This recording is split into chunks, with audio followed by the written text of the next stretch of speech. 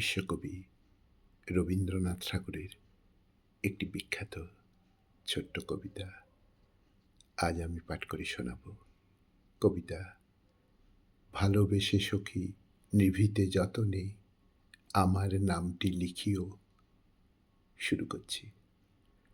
ভালোবেসে সখী নিভিতে যতনে আমার নামটি লিখিও তোমার মনের মন্দিরে। আমার পরাণে যে গান বাজিছে তাহারি তালটি শিখিও তোমার চরণ মঞ্জিরে। ধরিয়া রাখিও সোহাগে আদরে আমার মুখর পাখিটি তোমার প্রাসাদ প্রাঙ্গণে। মনে করে সখী বাঁধিয়া রাখিও আমার হাতের রাখিটি তোমার কনক কঙ্কণে। আমার লতার একটি মুকুল ভুলিয়া তুলিয়া রাখিও তোমার অলোক বন্ধনে।